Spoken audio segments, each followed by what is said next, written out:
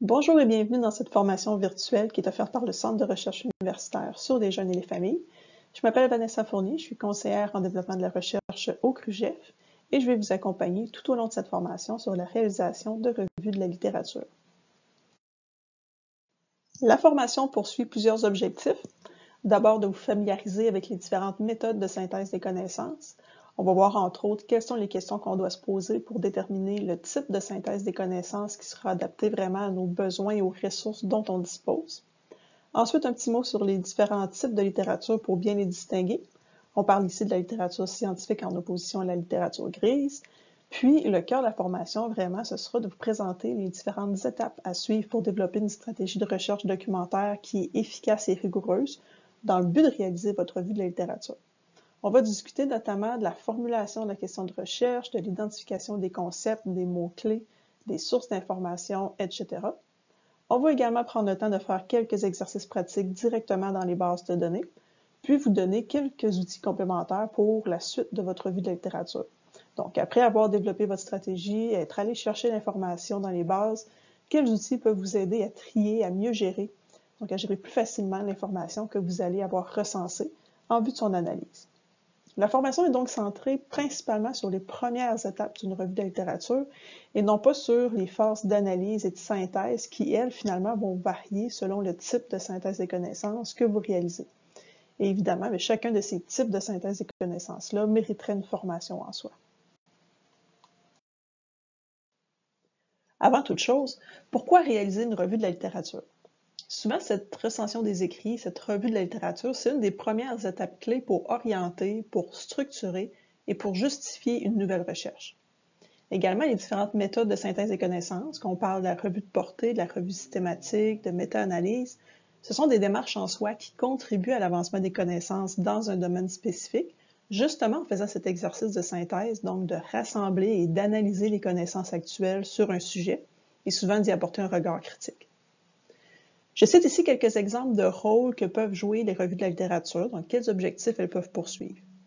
D'abord, connaître l'état de la recherche. Effectivement, réaliser une revue de la littérature, ça peut nous permettre de se familiariser avec les travaux existants sur un sujet en particulier, de comprendre ce qui a déjà été découvert, puis d'identifier les principales théories qui sont utilisées dans ce domaine-là. Également les méthodes, donc comment on a étudié le sujet, et évidemment les résultats des études précédentes. Donc, en faisant une revue de littérature, on peut chercher à simplement s'informer et à faire le point sur l'état de la recherche dans le domaine. Ensuite, identifier les lacunes. En examinant les études antérieures, on peut repérer les secteurs qui n'ont pas été suffisamment explorés ou les questions qui restent sans réponse. Donc, c'est une démarche qui peut nous inspirer et orienter notre propre recherche. Qu'est-ce qui reste à découvrir? C'est quoi les questions qui demeurent sans réponse et auxquelles moi je pourrais répondre dans le cadre d'une nouvelle étude? Éviter les doublons.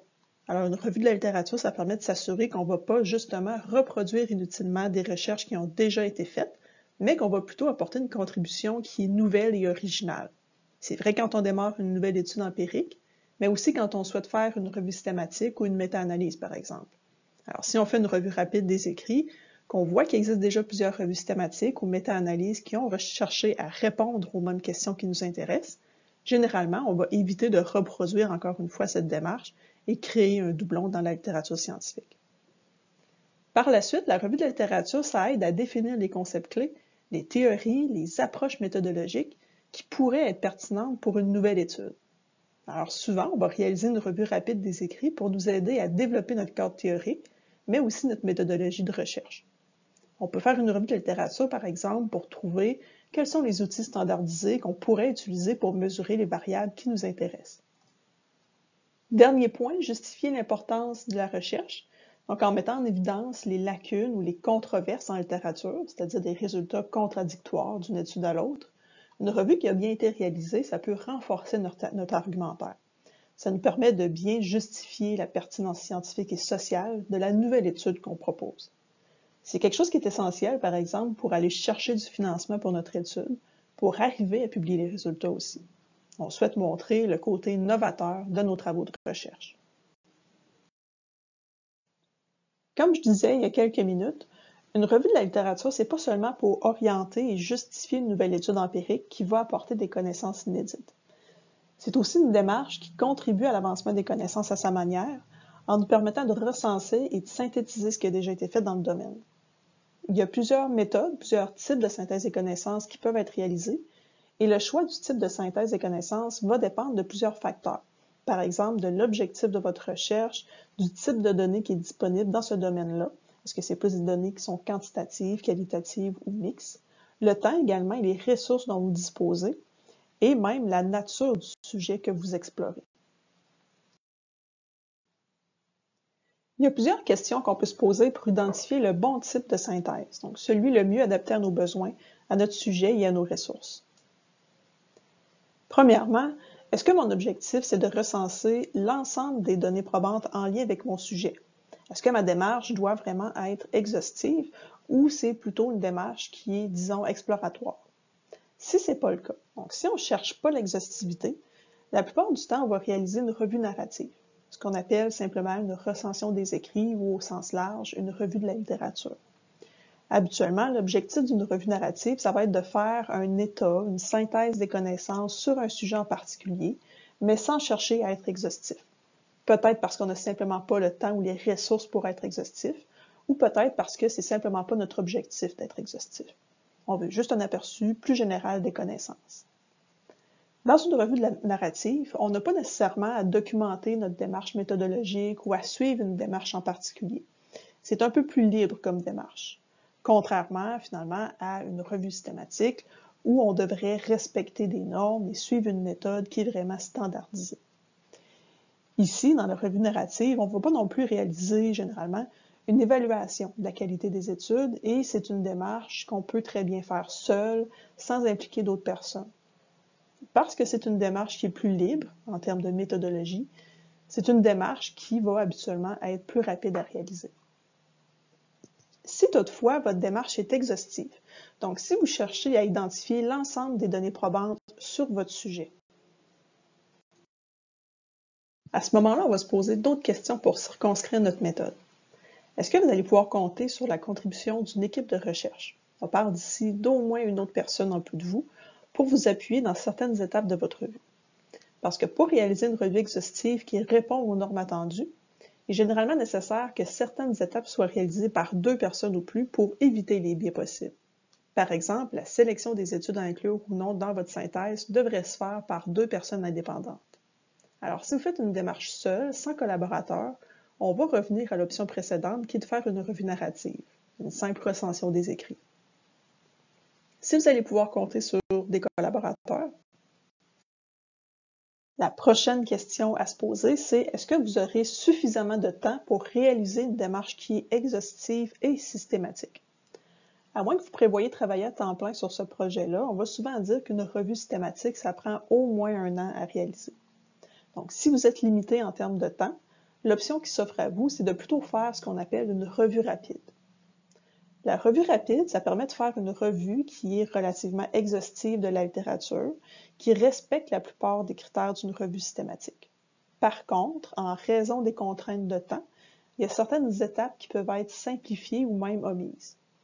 On pourrait par exemple choisir de faire l'évaluation de la qualité des études par une seule personne plutôt que 2 personnes indépendantes.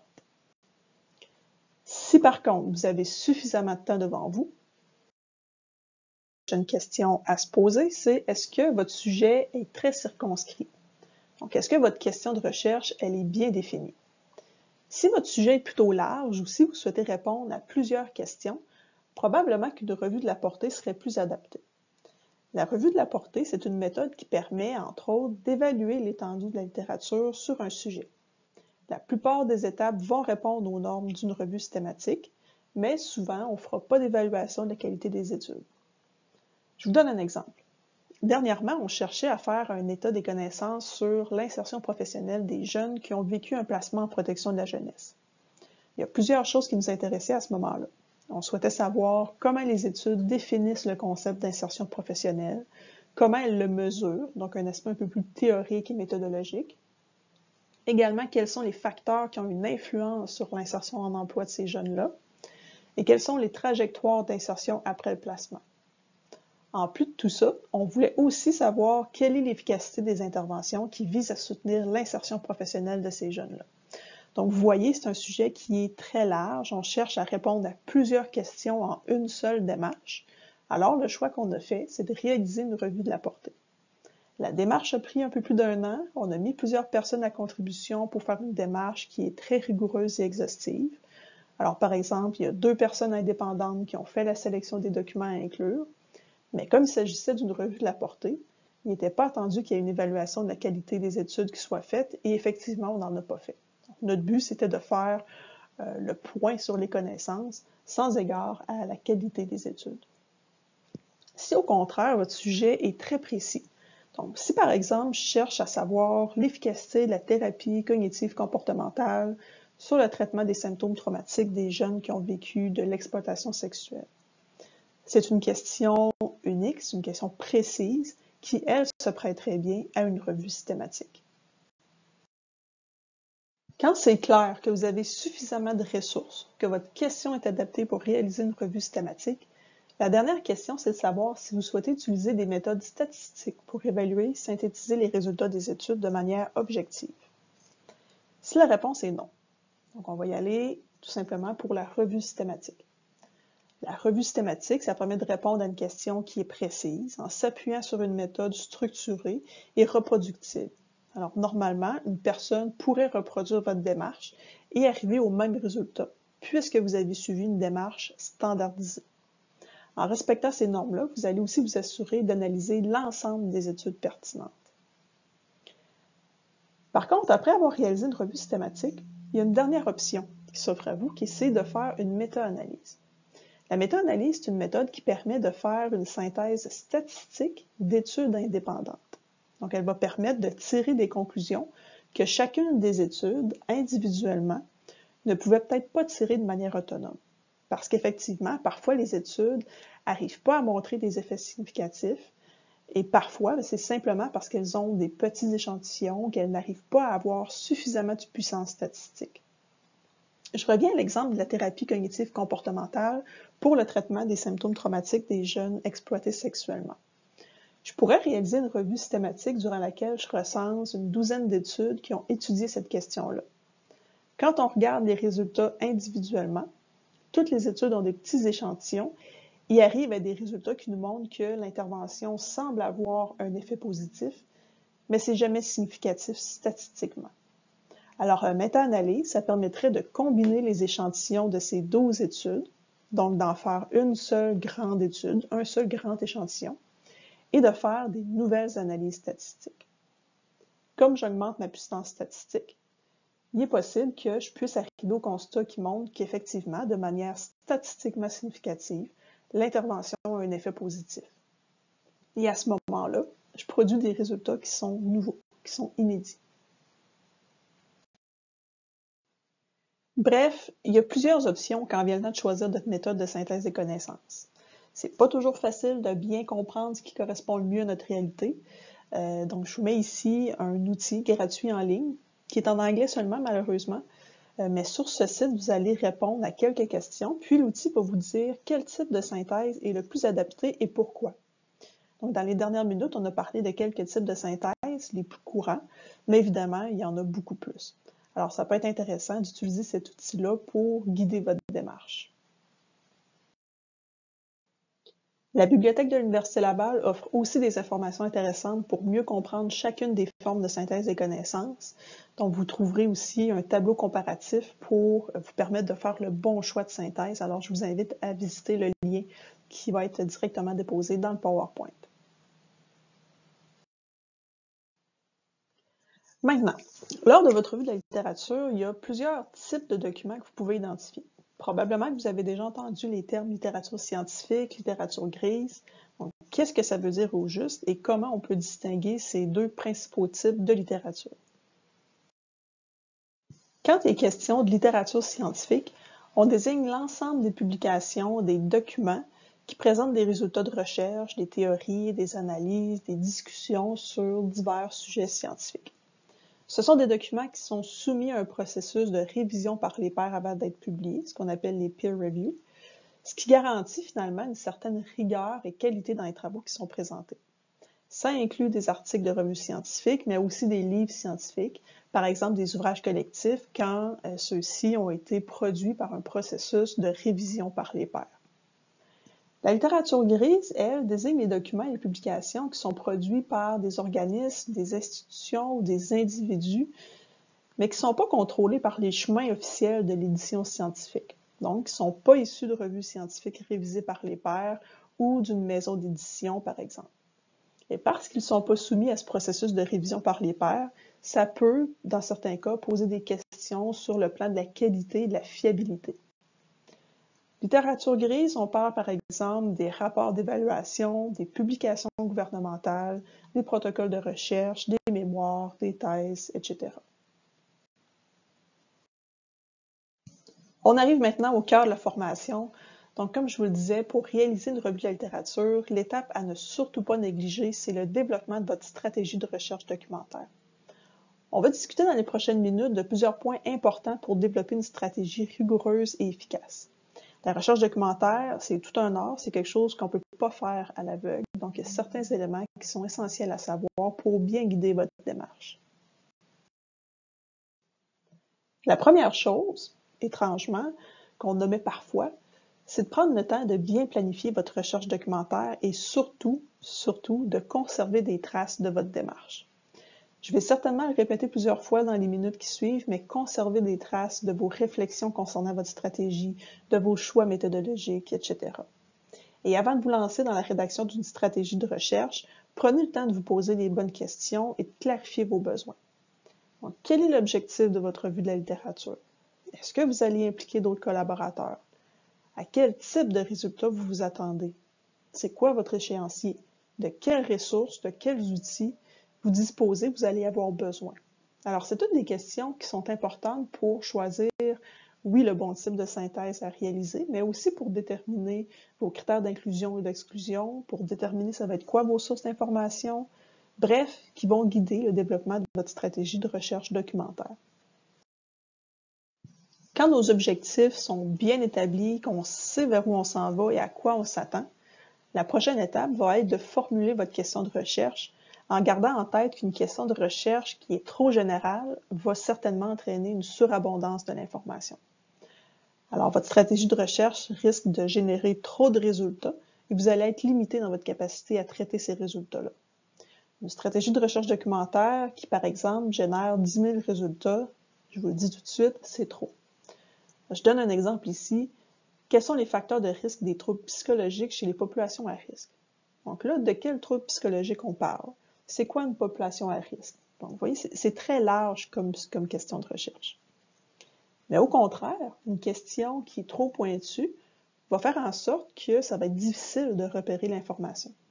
Vous allez probablement avoir à interroger un plus grand nombre de sources d'informations pour aller mettre la main sur celles que vous recherchez. Par exemple, quelles sont les méthodes pédagogiques recommandées pour enseigner en ligne l'interprétation de la guitare classique dans la région de Rimouski? C'est une collègue qui me partageait cette question-là. Effectivement, ça risque d'être difficile de trouver des études qui répondent à cette question pointue. Donc, vous allez devoir interroger plusieurs fois et plusieurs sources finalement pour réussir à mettre la main sur des informations et probablement que vous n'aurez toujours pas beaucoup de résultats pour répondre à cette question-là. Alors, l'objectif, c'est de trouver l'équilibre, finalement, entre une question qui est trop générale et une question qui est trop pointue. Je vous donne un exemple. Quelle est l'efficacité des interventions psychoéducatives sur la diminution du risque d'exploitation sexuelle chez les jeunes hébergés en vertu de la protection de la jeunesse? On a une question qui précise bien quel type d'intervention nous intéresse, quelle problématique nous intéresse et quelle population nous intéresse. C'est d'ailleurs une question qui se prêterait bien à une revue systématique. Prochaine étape, afin de guider le développement de votre stratégie de recherche, c'est d'identifier les concepts qui sont sous-jacents à votre question de recherche. Alors, règle générale, une thématique ou une question de recherche devrait inclure en moyenne 3 concepts. Je l'ai dit à titre indicatif pour vous signifier que si votre question inclut, par exemple, 7 concepts, posez-vous la question à savoir si votre question est vraiment bien formulée, si elle n'est pas trop pointue. Je reviens à l'exemple précédent, donc quelle est l'efficacité des interventions psychoéducatives pour diminuer le risque d'exploitation sexuelle chez les jeunes hébergés en vertu de la loi sur la protection de la jeunesse? Alors, c'est une question qui sous-tend 3 concepts: l'intervention psychoéducative, l'exploitation sexuelle et les jeunes hébergés en protection de la jeunesse. Également, en plus de les identifier, on va aussi préciser qu'est-ce que chacun de nos concepts signifie pour nous. Ça va vous permettre, entre autres, de mieux définir vos critères d'inclusion et d'exclusion. Ça va vous permettre aussi de mieux guider votre bibliothécaire si jamais vous allez solliciter son aide. Par exemple, est-ce que le partage non consensuel d'images intimes, c'est une forme d'exploitation sexuelle dans la vision que j'en ai? Est-ce que ça m'intéresse? Concernant l'intervention psychoéducative, est-ce que je souhaite inclure tout type de modalités? Donc, les interventions individuelles, les interventions de groupe, les interventions familiales, etc. Est-ce que je m'intéresse à tous les types de placements en protection de la jeunesse ou je m'intéresse uniquement, par exemple, aux jeunes qui sont spécifiquement en famille d'accueil ou aux jeunes qui sont en centre de réadaptation? Alors, en plus d'identifier les concepts, on va venir les préciser. Un petit avertissement ici, évitez d'inclure des concepts qui sont trop généraux. Il y a certains termes qui sont généralement pas considérés comme des concepts. Par exemple, les causes, les conséquences, les effets, les impacts. Ce sont des mots qui pourraient alourdir vos recherches documentaires. Ça ne veut pas dire de ne pas les inclure dans votre question de recherche. Ça veut plutôt dire de ne pas les considérer comme un concept et donc de ne pas mettre de mots-clés dans votre stratégie de recherche documentaire concernant ces concepts-là. Par exemple, des recherches sur l'implication des pères, la réussite éducative, scolaire des filles, nécessairement, ça va permettre de trouver des textes scientifiques qui vont mettre en relation ces deux concepts-là. Alors, ce n'est pas nécessaire ni recommandé d'ajouter impact comme un concept dans nos recherches documentaires parce que ça risque d'amener beaucoup de bruit dans les résultats de recherche. La prochaine étape consiste à développer un plan de concept. Alors, pour chacun de vos concepts, faites une liste de mots-clés, de synonymes, de termes équivalents en anglais et en français si c'est nécessaire. Pour vous aider, vous pouvez entre autres aller consulter des documents pertinents sur le sujet pour identifier les principales expressions, les principaux mots-clés qui sont utilisés dans la littérature pour parler de vos concepts. Donc, quels sont les termes utilisés pour parler des interventions psychoéducatives? Quels sont les termes utilisés pour parler d'exploitation sexuelle, des jeunes hébergés en protection de la jeunesse? Alors, listez tous ces termes-là, tous ces synonymes, en essayant d'être le plus exhaustif possible. C'est ce qu'on appelle un plan de concept. Une collègue m'a souvent répété que le vocabulaire, donc les mots-clés, c'est le nerf de la guerre en recherche documentaire. Effectivement, c'est le vocabulaire que vous allez utiliser qui va générer vos résultats de recherche. Donc, c'est essentiel d'être rigoureux quand vous allez développer votre plan de concept avec tous ces mots-clés-là. Par ailleurs, on distingue 2 types de vocabulaire. Il y a d'abord le vocabulaire libre. Le vocabulaire libre, c'est des mots-clés qu'on connaît déjà. C'est des termes qu'on va repérer dans la littérature. Vous voyez ça un peu comme un langage naturel, donc ce qui nous vient à l'esprit et qui permet d'identifier tous les mots-clés qu'on juge pertinents. Donc, en ajoutant des synonymes de nos concepts, ça va nous permettre de rendre nos recherches plus exhaustives. À l'opposé, le vocabulaire contrôlé, c'est des termes qui sont inscrits dans le champ sujet des résultats dans une base de données. Qu'est-ce que ça veut dire? C'est que peu importe le vocabulaire utilisé par les auteurs lorsqu'ils rédigent leur article, le vocabulaire contrôlé permet d'indexer les articles dans les bases de données de manière uniforme. Donc, ça va rendre la recherche invariable et ça va enlever l'ambiguïté et la subjectivité du langage naturel. En d'autres mots, quand un article est ajouté à une base de données, il y a des termes standardisés qui vont lui être attribués pour le classer de manière objective. Alors, même si le titre de l'article mentionne, par exemple, le mot « prostitution », si cette base de données utilise le terme « travail du sexe » pour parler de prostitution, elle va le classer sous « travail du sexe ». Alors, ce serait important également dans votre vocabulaire, dans vos mots-clés, de tenir compte de ce type de vocabulaire contrôlé-là pour essayer d'être le plus exhaustif possible dans les résultats que vous allez générer. Je sais que c'est pas toujours facile de bien comprendre qu'est-ce que c'est le vocabulaire contrôlé. Donc, pour vous l'illustrer plus concrètement, on va aller justement dans les bases de données. Alors, disons qu'on veut vérifier le vocabulaire contrôlé dans la base de données PsycInfo, qui est une base de données spécialisée en psychologie. À partir du site de la bibliothèque de l'Université Laval, je vais cliquer sur « Explorer par discipline », puis je vais sélectionner « Psychologie ». D'emblée, le site de la bibliothèque va me proposer des accès rapides, dont PsycInfo et Medline. Vous voyez que dans les deux cas, il me propose d'accéder à ces bases de données-là via Ovid. Ovid, qu'est-ce que c'est? C'est une plateforme qui permet d'accéder en simultané à plusieurs bases de données. Et toute cette question-là de distinction entre base de données, plateforme, on va y revenir tout à l'heure. Mais pour le moment, tout ce qu'on veut faire, c'est aller vérifier le vocabulaire. Donc, on va simplement accéder à PsycInfo via Ovid. On se retrouve donc sur la plateforme Ovid qui va nous permettre d'aller vérifier le vocabulaire contrôlé. Première chose à vérifier, c'est la ressource sélectionnée, c'est-à-dire les bases de données à laquelle on veut accéder. Dans notre cas, ce qui nous intéressait, c'était PsycInfo, donc effectivement, c'est la seule base de données qui est cochée. Pour vérifier le vocabulaire contrôlé, je vais d'abord m'assurer de cocher la case « Associer le terme à la vedette matière ».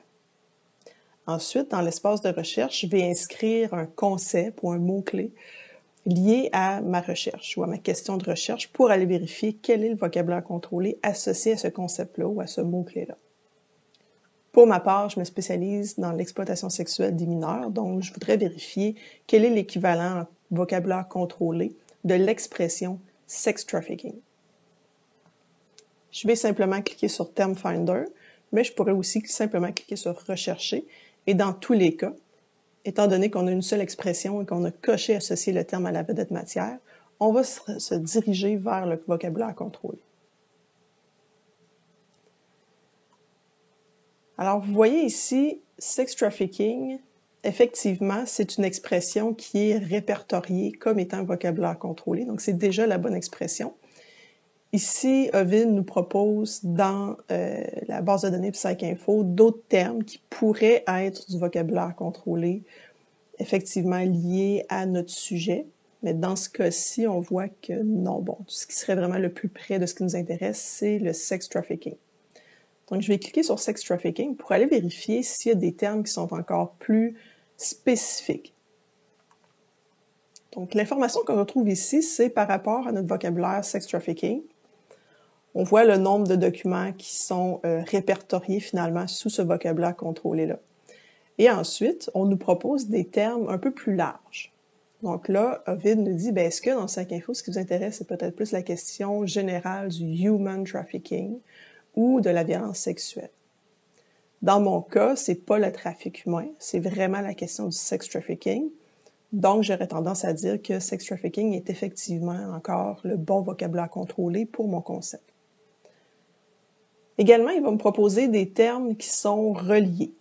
On va me parler de child abuse, child sexual abuse. Dans ma définition, ce n'est pas l'équivalent. Donc, dans mon cas, effectivement, sex trafficking serait déjà le bon vocabulaire contrôlé à utiliser spécifiquement dans la base de données PsycInfo. Et maintenant, comment on fait pour utiliser le vocabulaire contrôlé? Donc, je me retrouve à nouveau sur le moteur de recherche. J'ai encore une fois sélectionné la base de données PsycInfo. Alors, la façon de faire, c'est simplement d'écrire notre expression de vocabulaire contrôlé et d'ajouter une barre oblique à la fin. Donc, si je fais rechercher, Ovid va aller dans la base de données PsycInfo, il va rechercher quels sont les documents pour lesquels il y a le vocabulaire sex trafficking qui a été identifié. On voit ici sex trafficking et, comme on l'a dit tout à l'heure, il a identifié 448 résultats qui sont les résultats qui s'affichent en bas. Une autre façon de faire, qui est utile en fait, surtout si vous utilisez plusieurs bases de données en simultané, donc le vocabulaire contrôlé ne sera pas le même d'une base de données à l'autre. À ce moment-là, on devra dire à Ovid dans quelle base de données spécifique il doit rechercher ce vocabulaire contrôlé spécifique. La façon de faire, ce sera de mettre entre parenthèses notre vocabulaire contrôlé, toujours en ajoutant la barre oblique. Et je vais lui dire de l'utiliser, use. Et là, il y a un code à mettre pour la base de données en particulier. Donc, dans le cas de PsycInfo, ce serait CH comme ça. Et je vais faire rechercher à nouveau. Donc, vous voyez, en lui disant d'aller rechercher le vocabulaire contrôlé sex trafficking, spécifiquement dans PsycInfo, on a encore le même nombre de résultats, ce qui est cohérent. Donc, pour ces particularités-là de comment on opérationnalise l'équation de recherche avec les différentes parenthèses, les barres obliques, les choses comme ça, évidemment, c'est quelque chose qui peut devenir un peu plus compliqué. Donc ça, n'hésitez pas vraiment à aller vers votre bibliothécaire pour qu'elle vous aide à structurer votre équation de recherche. Je vous montre un second exemple. Donc cette fois-ci, on va aller vérifier le vocabulaire contrôlé dans une autre base de données pour voir justement comment ce vocabulaire-là peut varier d'une base à l'autre et donc en quoi c'est important finalement d'aller le vérifier si on compte utiliser différentes bases de données. Donc on va aller changer ici la ressource, disons pour Medline, qui est une base spécialisée en médecine. La procédure est la même, donc je coche associer le terme à la vedette matière, je vais inscrire mon expression, je vérifie que je suis bien dans Medline et je vais cliquer sur Rechercher. Alors ici, il y a seulement un mot de vocabulaire contrôlé, une expression qui m'est proposée, qui est celle de Human Trafficking. Donc, je vais cliquer dessus pour en savoir un peu plus. Ce que je vois ici, c'est que pour le vocabulaire contrôlé Human Trafficking, il y a 750 résultats dans la base de données Medline. Par contre, ce que je vois aussi, c'est qu'il n'y a rien de plus spécifique que Human Trafficking. Donc, l'arbre ici ne se continue pas avec des expressions, du vocabulaire plus précis. Human Trafficking, par contre, en termes plus larges, est classé sous les crimes sexuels. Alors, dans la base de données Medline, si je veux trouver des textes en lien avec le sex trafficking, je devrais utiliser l'expression Human Trafficking. Donc ici, c'est un peu une limite finalement du vocabulaire contrôlé.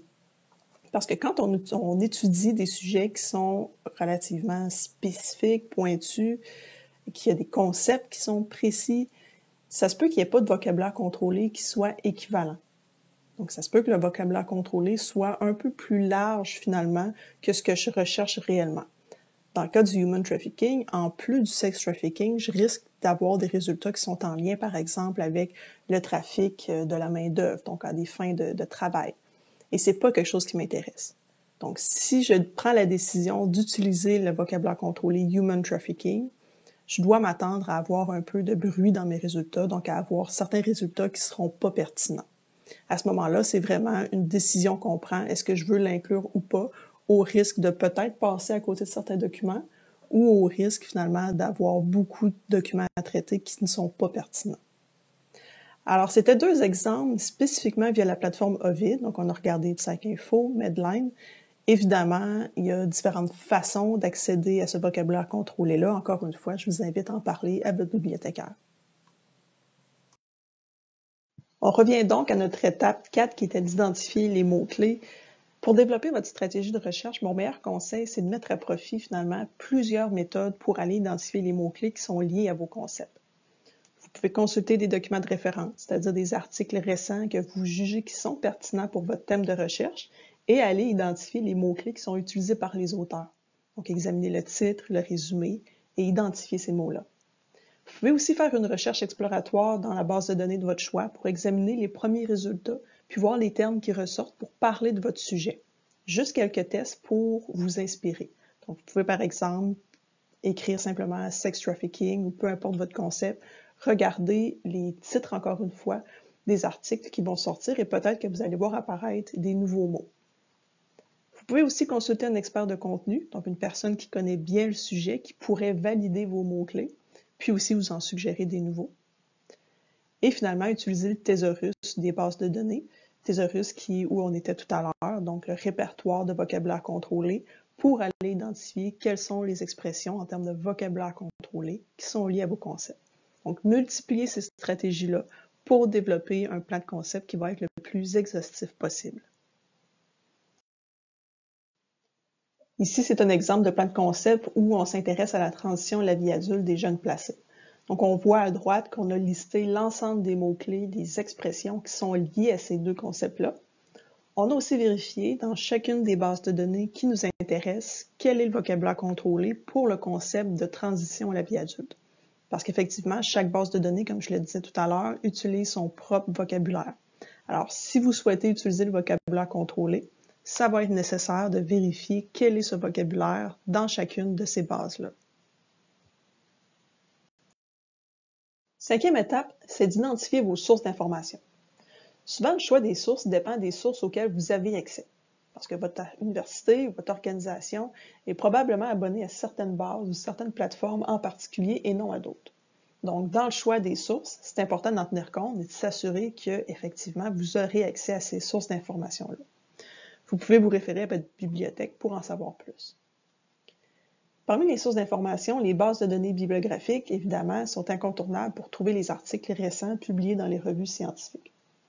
Vous pouvez accéder individuellement à chacune des bases de données de votre choix, ou plutôt avoir recours à une plateforme, comme on a vu tout à l'heure avec la plateforme Ovid. Quand on parle des bases de données bibliographiques, on parle d'un répertoire de revues, d'articles de revues, de livres qui couvrent un domaine en particulier. En psychologie, par exemple, on utilise beaucoup PsycInfo qui regroupe plusieurs revues savantes dans ce domaine-là. Dans le domaine de l'éducation, autre exemple, on utilise souvent la base de données ERIC. Donc, dans ces bases de données, vous allez trouver les notices bibliographiques des documents, c'est-à-dire les titres, les auteurs, les résumés. Et si vous êtes abonné via votre université ou votre organisation, vous allez pouvoir télécharger les articles complets pour les consulter. Quand on parle de plateforme, on parle plutôt d'un moteur de recherche qui vous permet d'interroger en simultané plusieurs bases de données bibliographiques. Ovid, EBSCO, ProQuest, ce sont des plateformes via lesquelles vous pouvez effectuer une recherche à la fois dans les bases de données en psychologie, en éducation, en médecine, etc. Ça peut faciliter, mais surtout ça peut accélérer vos recherches. Puisque plutôt que de chercher individuellement dans 4 bases de données, vous pourriez avoir la possibilité d'effectuer une seule recherche via une plateforme qui vous permet d'accéder à ces 4 bases de données en simultané. Pour illustrer la différence entre les deux, disons que la plateforme, c'est un contenant qui contient plusieurs bases de données, et les bases de données, elles, c'est le contenu. C'est là qu'on retrouve les articles qui nous intéressent. Petite précision, c'est possible qu'une même base de données soit accessible à partir de plusieurs plateformes. À ce moment-là, c'est un choix personnel, donc à partir de quelle plateforme vous souhaitez accéder à la base de données. Ici, on voit à droite différentes bases de données utilisées en sciences sociales, puis à gauche, on précise via quelle plateforme elles sont accessibles. Dans le cas de la base de données Medline, par exemple, on peut très bien y accéder via EBSCO, Ovid et ProQuest. Il y a certaines bases en particulier, toutefois, qui sont accessibles via une seule plateforme. C'est le cas, par exemple, de CINAHL. Pour identifier vos sources d'information, donc quelle base de données interroger, il y a le site de la Bibliothèque de l'Université Laval qui vous permet d'explorer les bases de données en fonction des disciplines. Donc, si par exemple, votre sujet concerne surtout le domaine de la psychologie, via le site de la bibliothèque, vous allez d'abord avoir un accès rapide pour vous connecter à certaines plateformes ou bases de données pour effectuer vos recherches. On voit ici, entre autres, PsycInfo, qui est accessible via Ovid. Un peu plus bas, en cliquant sur Articles, le site vous précisera quelles sont les bases de données incontournables dans ce domaine. Donc, si vous êtes peu familier avec la recherche documentaire ou un domaine d'études en particulier, ça peut être un bon point de départ pour identifier quelques sources d'informations pertinentes dans le cadre de vos recherches documentaires. Il y a certaines organisations reconnues mondialement qui sont aussi des sources fiables d'informations qui peuvent vous permettre de recenser de la littérature scientifique, en plus des bases de données. Donc, je vous en mets quelques-unes ici. Entre autres, la Campbell Collaboration, qui produit une revue en libre accès dédiée presque exclusivement aux revues systématiques. Donc, c'est une source intéressante d'informations, mais aussi un des moyens pour vérifier si une revue systématique a déjà été réalisée sur votre sujet, et donc d'éviter de reproduire des doublons dans la littérature. Cochrane également, pour trouver des études empiriques, des revues systématiques et des méta-analyses. Et je vous mets aussi le CEBC, qui est particulièrement utile pour trouver des programmes de prévention, d'intervention, et surtout les études qui ont évalué leur efficacité. Par contre, c'est spécifique au domaine de la protection de l'enfance. Donc, 3 exemples qui sont pertinents pour les sciences sociales, mais évidemment, il y en a plusieurs autres. Alors, ça peut être une idée intéressante, en plus des bases de données, d'explorer, de rechercher certaines de ces organisations. En début de formation, on distinguait la littérature scientifique de la littérature grise. Évidemment, la littérature scientifique va être accessible dans les bases de données bibliographiques dont on vient de discuter. Si toutefois vous souhaitez aussi inclure de la littérature grise dans vos recherches, il y a plusieurs sources que vous pouvez consulter. entre autres Google Scholar, les thèses sur ProQuest, Resource, etc. Dans tous les cas, je vous invite à porter un regard critique sur la qualité des documents qui vous recensez dans la littérature grise. Comme on disait, c'est des documents qui n'ont pas été révisés par les pairs, qui peuvent contenir certains biais, notamment.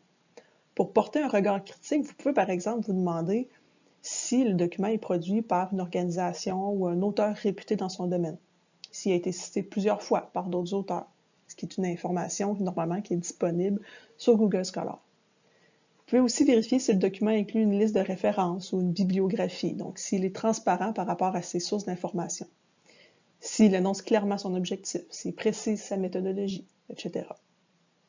Je vous mets au bas de la page une référence vers un document qui a été produit par l'INES, qui est une grille d'évaluation critique de la littérature grise, donc ça peut être un outil intéressant. Jusqu'à maintenant, on a précisé notre question de recherche, on a identifié nos concepts, nos mots-clés, nos sources. Alors, pour préciser davantage vos recherches documentaires, vous allez ensuite identifier les critères selon lesquels vous allez inclure ou exclure certains documents. Les bases de données bibliographiques, les plateformes aussi, comme Ovid, vont vous permettre d'appliquer certains filtres pour éviter de recenser des documents qui ne sont pas pertinents pour vous. Souvent, les critères d'inclusion ou d'exclusion vont concerner les types de publications. Par exemple, je souhaite seulement des articles de revues scientifiques et des chapitres de livres, mais pas des rapports de recherche ni des mémoires. Vous pouvez aussi préciser les années de publication, donc quelle période de temps vous souhaitez couvrir, la langue de publication des documents, la zone géographique, donc est-ce que je souhaite par exemple des études réalisées uniquement en Amérique du Nord, et des critères un peu plus précis par rapport à la population d'intérêt, comme un groupe d'âge en particulier. Donc réfléchissez à tous ces critères qui vont vous permettre de sélectionner, d'inclure des documents et d'en exclure d'autres. Une fois que tout ça est fait, puis en particulier une fois que vous avez identifié tous vos mots-clés, toutes vos sources d'information, on doit écrire une équation de recherche, c'est-à-dire une requête qui va nous permettre d'interroger les bases de données qui nous intéressent. En gros, l'équation de recherche va vous permettre de lier chacun des concepts sous-jacents à votre question de recherche. Un peu à l'image d'une équation mathématique, l'équation de recherche doit utiliser plusieurs opérateurs pour lier les concepts et donner des indications qui sont précises à la base de données concernant ce qui vous intéresse. Et comme chaque plateforme ou chaque base de données possède ses particularités, vous devrez probablement adapter votre équation de recherche à chacune de vos sources. Ces adaptations-là ne concernent pas nécessairement vos mots-clés, mais plutôt la manière dont vous allez les lier à l'aide des opérateurs. Écrire son équation de recherche, je dirais que c'est le bout le plus technique de votre revue de la littérature, puis ça peut être très pratique de faire affaire avec une bibliothécaire de votre université ou de votre organisation. Si au moins vous avez déjà fait un bon bout de chemin en identifiant vos objectifs, vos sources d'information, vos mots-clés, eh bien la bibliothécaire va être davantage en mesure de bien cerner vos besoins puis de vous aider à structurer votre équation. Donc, concernant les opérateurs, il y a d'abord les opérateurs booléens. On voit à gauche l'opérateur AND qui permet de lier deux concepts. Par exemple, ici, je souhaite que la base de données affiche les résultats qui contiennent à la fois le mot prostitution et le mot youth. Ensuite, il y a l'opérateur OR qui est utilisé pour décrire un même concept ou en fait pour donner des synonymes ou des mots équivalents. Ici, je souhaite que les résultats affichés contiennent le mot préadolescent ou le mot adolescent, peu importe, tant que l'un de ces deux mots-là est présent. Finalement, l'opérateur NOT qui permet d'exclure des concepts ou des termes. Ici, je souhaite que les résultats contiennent l'expression sexual exploitation, mais comme je ne m'intéresse pas à l'inceste, les résultats ne doivent pas inclure ce mot-là. Simplement pour l'illustrer différemment puis comprendre l'impact de ces opérateurs, d'abord, AND va diminuer le nombre de résultats, puisque les résultats doivent inclure plusieurs termes pour s'afficher. Si c'est seulement prostitution sans le youth, le résultat ne sera pas affiché, puis inversement. OR augmente le nombre de résultats, puisque peu importe l'expression utilisée, je m'y intéresse. Les deux expressions n'ont pas nécessairement à être présentes. NOT va limiter le nombre de résultats, donc seulement les textes sur l'exploitation sexuelle s'afficheront et non ceux qui incluent exploitation sexuelle et inceste. Parmi les autres opérateurs utiles, il y a d'abord la troncature, qui est représentée par un astérix, qui permet de capter les variantes dans la terminaison d'un mot. Si j'inscris child avec un astérix, je vais donc capter à la fois les textes qui incluent child, children, childhood, childbirth, etc. Donc, qui débute par child, peu importe ce qui suit. L'opérateur expression, qui souvent consiste à mettre une expression entre guillemets, ça va nous permettre de capter une expression précise. Alors, si j'inscris human trafficking entre guillemets, je ne vais pas capter les variations. Donc, je ne vais pas capter trafficking in human, ni human traffic. Je vais simplement capter les human trafficking spécifiquement. Le masque, dépendamment de la base de données dans laquelle vous êtes, sera illustré par un dièse ou un point d'interrogation. Donc, le masque permet de tenir compte de la variation à l'intérieur d'un mot. Donc, parfois, un mot peut s'écrire de plusieurs manières, puis on souhaite inclure toutes ces variations-là. Je donne ici l'exemple du mot pediatric. Donc, en incluant le masque, je vais capter ce mot-là qui s'écrive avec un « a » ou « non », ce qui peut arriver. Et finalement, l'opérateur de proximité, particulièrement utile, un de mes préférés, il permet de préciser la distance maximale entre deux expressions. Donc, encore une fois, il va s'illustrer différemment selon la base de données. Donc, ça pourrait être WN, le N étant le nombre de mots maximum entre vos expressions. Ça pourrait être également adjacent N, ADJN, near, /N, etc. Dans l'exemple ici, je dis dans ma requête que je souhaite voir les textes qui incluent les mots child ou children lorsqu'ils sont à un maximum de un mot de distance des expressions exploitation ou trafficking. Ça fait en sorte que je vais capter child sex trafficking, child criminal exploitation. Donc, il n'y aura jamais plus d'un mot entre les deux expressions qui m'intéressent. Je le répète encore une fois, les opérateurs peuvent être différents d'une base de données à l'autre. Donc, vous aurez probablement adapté votre requête de recherche à chacune de ces bases-là. Je vous mets ici un lien vers un site web qui précise comment s'écrivent les opérateurs selon la base de données où vous êtes. Une équation de recherche, quand on a plusieurs concepts, plusieurs mots-clés, ça peut être particulièrement long. Donc, un conseil que je vous donne, c'est d'élaborer une équation pour chacun de vos concepts individuellement, puis de lier ces équations-là avec un opérateur AND. Donc, par exemple, pour une recherche documentaire sur la transition de la vie adulte des jeunes placés en protection de la jeunesse, j'ai deux principaux concepts. Transition vie adulte, jeunes placés en protection de la jeunesse. J'ai donc écrit une requête pour le concept spécifique de transition à la vie adulte, en incluant tous mes mots-clés et toutes mes expressions. Et j'ai écrit une deuxième requête pour le concept lié à ma population de jeunes placés. Donc, encore une fois, en incluant tous les mots-clés et les expressions.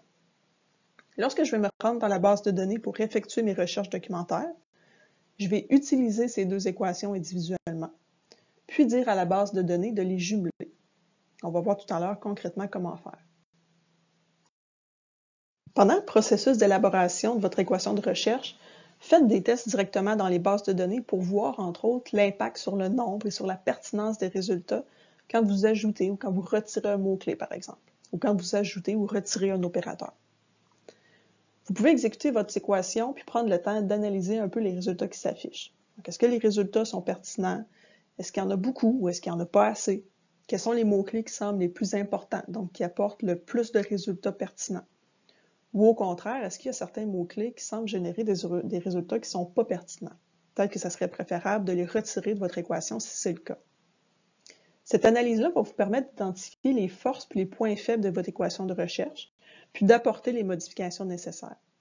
L'objectif, c'est d'arriver à l'équation la plus exhaustive possible, mais avec le moins de bruit possible, c'est-à-dire des résultats qui ne sont pas pertinents.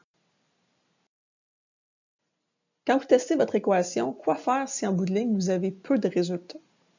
Premier conseil de base, vérifiez l'orthographe des mots-clés. Est-ce que vous avez fait une coquille, une faute de frappe quelque part? Parce que si vous avez mal écrit un de vos mots-clés, évidemment, vous n'allez pas recenser ce mot-clé-là. Examinez vos filtres pour savoir s'ils sont trop contraignants.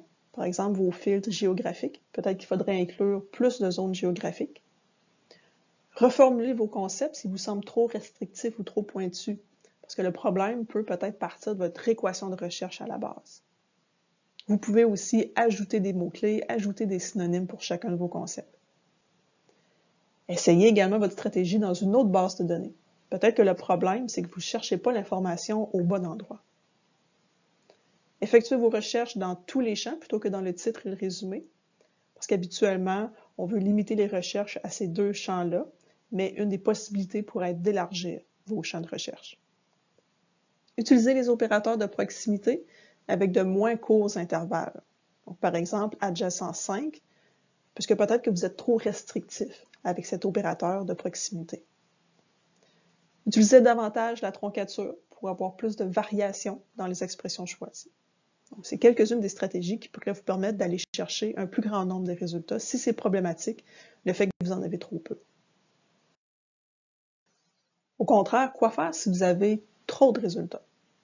Premièrement, privilégiez l'utilisation de guillemets pour aller chercher des expressions exactes puis éviter d'avoir trop de variations dans ces expressions-là. Vous pouvez aussi préciser davantage ce qui vous intéresse en ajoutant un concept à votre stratégie, si c'est possible. Donc, parfois, on se rend compte qu'on a été un peu trop vague dans notre question de départ. Supprimez des synonymes de vos concepts pour conserver que l'essentiel, donc que les mots-clés qui vous semblent les plus importants, ceux qui amènent le plus de résultats pertinents. Vous pouvez aussi limiter vos recherches aux champs titres et résumés des documents, ce que généralement on a déjà l'habitude de faire, mais au moins vérifiez que c'est bien la consigne que vous avez appliquée. Si vous avez utilisé la troncature, vérifiez que ça ne s'applique pas à une chaîne trop courte de caractères. Par exemple, EXPL comparativement à EXPLOIT. Donc, avec la première expression, je vais capter des mots comme exploration, alors que ça ne m'intéresse pas. Donc, il ne faut pas couper trop rapidement nos mots avec une troncature. D'ailleurs, utilisez la troncature avec parcimonie. Donc, si vous avez trop de résultats, on va privilégier des expressions exactes, comme je disais il y a une minute. Utilisez des opérateurs de proximité avec un plus petit intervalle entre chaque mot. Donc, par exemple, simplement adjacent 1 ou 2. Et d'ailleurs, privilégiez justement les opérateurs de proximité plutôt que l'opérateur AND, parce que ça va être plus précis. Quand votre équation de recherche est finalisée, c'est le temps de lancer vos requêtes dans vos sources d'informations. On va voir concrètement comment faire avec quelques exemples. Le conseil que je vous donne, peu importe dans quelle base de données ou plateforme vous êtes, c'est de créer un compte utilisateur sur cette plateforme-là pour effectuer vos recherches. Ça va vous permettre, entre autres, d'enregistrer vos requêtes, donc de les retrouver plus facilement. Et c'est pratique, surtout quand on oublie de prendre en note nos différentes requêtes. Donc, on va garder plus facilement des traces de notre démarche de cette façon-là. Alors, si on va dans la plateforme Ovid, la première chose à faire, encore une fois, c'est d'aller sélectionner nos sources d'informations. Donc, je vais cliquer sur « Changer ». Puis, on va dire que je m'intéresse à Eric, donc dans le domaine de l'éducation. Je m'intéresse également à Medline en médecine, également en psychologie avec AP Psych Info et travail social, Social Work Abstract. Donc, je sélectionne chacune de mes sources, puis je clique sur « Continuer ».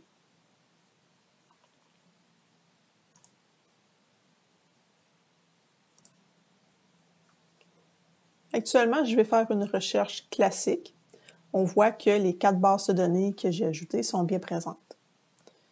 Je sélectionne l'option par mots-clés, étant donné qu'on a constitué une équation de recherche basée sur des mots-clés, du vocabulaire. Je reprends l'exemple de la recherche sur la transition à la vie adulte des jeunes placés. Donc, dans ce cas-ci, j'avais fait une équation de recherche spécifiquement pour mon concept de transition à la vie adulte, que je vais venir inscrire ici, puis je vais faire « Rechercher ». Au haut de l'écran, je vois donc cette première stratégie, cette première ligne de mon équation. Et on me dit qu'il y a un peu plus de 25 000 résultats qui sont affichés un peu plus bas. Je vais maintenant ajouter mon deuxième concept, donc ma stratégie, qui est le concept lié à ma population, donc de jeunes placés. Encore une fois, je vais inscrire cette équation dans la barre de recherche, puis je vais cliquer sur « Rechercher ». Donc, ma deuxième ligne ici, mon équation concernant le concept de jeunes placés, recense un peu plus de 260 000 résultats. Alors, ici, c'est des équations de recherche indépendantes. Donc, la première pour mon concept de transition vie adulte, la deuxième pour le concept de jeunes placés. Ce que je veux faire maintenant, c'est de mettre en commun ces deux équations-là. Donc, de rechercher les textes qui vont s'intéresser spécifiquement à la transition à la vie adulte chez les jeunes placés. Pour faire ça, je peux simplement cliquer ici, donc sélectionner mes deux équations et dire « Combiner le choix avec ». Donc, il va rechercher ma première équation et ma deuxième équation. Il y a aussi une autre façon de faire qui serait simplement, dans la barre de recherche, d'écrire que je veux à la fois, donc « end » mon équation numéro 1 et 2. Puis cliquer sur « Rechercher ». Donc, cette nouvelle équation-là arrive ici, à la troisième ligne, et on me dit maintenant que j'ai 3018 résultats qui correspondent au fait de jumeler une équation sur la transition vie adulte et des jeunes placés. Ce que je peux faire ensuite, c'est de dédoublonner les résultats. Pourquoi dédoublonner les résultats? Puisque je suis allé dans plusieurs sources d'informations, donc plusieurs bases de données. Puis c'est possible qu'un même article se retrouve dans plusieurs bases de données. Donc, je ne veux pas avoir à trier plusieurs fois ce même article-là. Alors, je vais cliquer sur « Dédoublonner ». En cliquant sur « Dédoublonner », il va me dire quelle base de données tu veux prioriser si jamais l'article se retrouve dans plusieurs bases de données. Comme je sais que j'ai accès à la base de données APA 5 Info, que je vais être capable de télécharger les articles, je vais prioriser celle-ci, puis je vais cliquer sur « Continuer ». J'ai donc une nouvelle équation qui vient de s'ajouter, la numéro 4, qui disait de retirer les doublons de l'équation 3. Et donc maintenant, j'ai 2500 résultats plutôt que 3000, c'est-à-dire qu'il y avait près de 500 doublons dans mes différentes sources d'informations. Autre chose que je peux faire, c'est limiter les dates, parce qu'en ce moment, c'est 2500 résultats, mais depuis des dizaines d'années, donc publiés sans restriction d'âge ou sans restriction d'année de publication. Alors, ce que je peux faire, c'est dire, cette ligne ici, donc ces 2500 résultats-là, j'aimerais les limiter. Donc, j'ai une option limite. Et à ce moment-ci, je pourrais lui dire, quelle est l'année de publication qui m'intéresse? Quelles sont les années de publication qui m'intéressent? Donc, dans ce cas-ci, je vais dire, disons, les 10 dernières années, donc de 2014 jusqu'à aujourd'hui. Et je vais faire « Rechercher ». Donc, il y a une cinquième ligne qui vient de s'ajouter. Il y a 1490 papiers qui correspondent à mes critères de recherche, à mon équation, et qui ont été publiés dans les 10 dernières années. Évidemment, je pourrais mettre plusieurs autres limites en fonction des critères d'inclusion, d'exclusion que vous avez élaborés. Mais bref, mes 1447 résultats, 1490, pardon, j'ai la possibilité de tous les exporter pour aller traiter cette information-là dans un autre outil. Donc, je pourrais simplement sélectionner tous mes résultats et j'ai une fonction d'exportation ici. Donc, je peux exporter et choisir un format, donc qui pourrait être EndNote si jamais vous avez accès à ce logiciel de référence bibliographique-là, ou un format XML qui serait lisible entre autres avec Excel ou RIS. Peu importe, donc vous sélectionnez ce qui correspond finalement à votre outil. Puis je vais cliquer sur « Exporter ». Et à ce moment-là, je vais pouvoir importer les 1490 références dans mon outil, dans ce cas-ci, EndNote. Avant de conclure, un mot sur le tri, la gestion de l'information que vous allez recenser dans votre revue de la littérature. C'est pas quelque chose qu'on va aborder ici avec beaucoup de détails parce que la manière de trier puis d'analyser l'information va dépendre beaucoup du type de synthèse des connaissances que vous réalisez. Règle générale, quand on trie l'information, c'est-à-dire quand on cherche à identifier parmi les résultats de nos recherches documentaires, quels documents sont pertinents ou non pour notre projet, pour notre question de recherche, on va d'abord lire le titre de l'article puis le résumé. Juste avec ces deux sections-là, ça devrait être suffisant pour juger de la pertinence du document. Mais si on est incertain, on peut lire également le premier paragraphe de l'introduction, qui souvent va bien définir le sujet et son importance, puis le dernier paragraphe de l'introduction, qui va préciser pourquoi puis comment ce sujet-là va être étudié dans l'article. Pareil pour la discussion, le premier paragraphe devrait faire une synthèse des résultats importants, et le dernier paragraphe, des résultats, placer les résultats en contexte, donc souvent en formulant des recommandations pour la pratique ou la recherche. Donc, c'est une façon de faire, une stratégie généralement qu'on utilise pour faire la sélection des études sans nécessairement avoir à lire l'intégralité de l'article à l'étape de sélection. Sachez également qu'il y a plusieurs outils qui peuvent vous aider à trier puis gérer l'information que vous allez recenser, dont certains, même plusieurs, sont accessibles gratuitement. D'abord, les logiciels de gestion de références bibliographiques, qui sont des outils qui sont conçus pour nous aider à organiser, stocker, gérer, citer des références bibliographiques. C'est des logiciels qui facilitent le processus de recherche puis de rédaction, aussi en automatisant la gestion de nos sources et des citations. Et bien, ce genre de logiciel-là, on pourrait très bien l'utiliser pour trier et pour classer les articles qu'on recense dans le cadre d'une revue de la littérature, en fonction de leur pertinence. Il y a Zotero et Mendeley qui sont accessibles gratuitement, alors que EndNote nécessite une licence payante et est peut-être un petit peu plus difficile également d'utilisation. Également, il y a des applications qui sont spécialisées comme Confidence, qui est un logiciel en ligne conçu spécifiquement pour faciliter le processus de réalisation des revues systématiques, mais aussi de d'autres types de synthèse de la littérature. Donc, il est particulièrement utile pour les chercheurs ou les étudiants qui travaillent sur des projets qui impliquent la collecte, l'évaluation, la synthèse d'une grande quantité de références. Vous allez pouvoir importer les résultats de vos recherches documentaires, réaliser plus facilement la sélection des articles en impliquant des évaluateurs indépendants, puis même créer des grilles d'évaluation de la qualité puis d'extraction pour réaliser ces étapes-là directement dans Confidence et ensuite exporter vos données. Si vous êtes étudiant à l'Université Laval, vous avez accès gratuitement à une licence en cliquant sur le lien que j'ai déposé dans la présentation PowerPoint. Et également, sachez que vous pouvez suivre une formation virtuelle complète sur l'utilisation de Confidence qui est offerte par le CRUGEF. Donc, encore une fois, le lien va être disponible dans le PowerPoint. Et dans cette formation-là, vous allez apprendre, entre autres, comment exporter les résultats de vos recherches documentaires pour ensuite les importer et les trier dans Confidence. Petit mot en guise de conclusion, donc en terminant, je souligne encore l'importance de vraiment bien planifier votre revue de la littérature, entre autres en vous posant les questions dont on a discuté, puis en suivant les étapes du processus qu'on a décrit tout au long de cette formation. On ne se lance pas dans une revue de la littérature, la tête baissée, sans aucune planification. Donc, ça vaut la peine d'avoir une méthode qui est un peu plus structurée pour s'assurer de la rigueur de notre démarche, puis être plus efficace dans notre recherche documentaire. En étant plus efficace, vous allez limiter le nombre de résultats non pertinents, puis possiblement économiser beaucoup de temps au moment de trier, sélectionner et analyser les documents que vous allez avoir recensés. Parce que oui, il y a une bonne différence entre avoir 4000 résultats à trier versus en avoir 500, comme vous pouvez bien vous en douter. Votre équation de recherche, c'est un peu le cœur de votre revue. Alors, prenez le temps de la peaufiner en réalisant plusieurs tests dans les bases de données. C'est souvent un peu de l'essai et de l'erreur. On veut vérifier l'impact d'ajouter tel ou tel mot-clé, d'utiliser certains opérateurs, etc. Donc, je vous invite aussi à multiplier les stratégies pour élaborer votre équation. Allez solliciter un expert de contenu, allez solliciter une bibliothécaire, utilisez le vocabulaire contrôlé si vous jugez que c'est pertinent, etc. Également, il y a plusieurs outils à votre disposition pour faciliter le processus de gestion de l'information que vous allez recenser.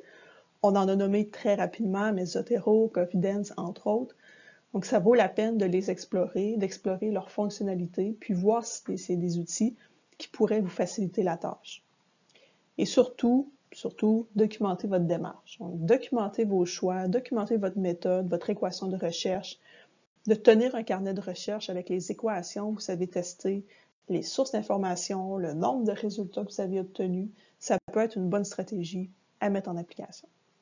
Alors sur ce, j'espère que vous avez apprécié la formation. N'hésitez pas à la partager dans votre réseau et aussi à visiter notre site web pour accéder à notre offre complète de formation en recherche.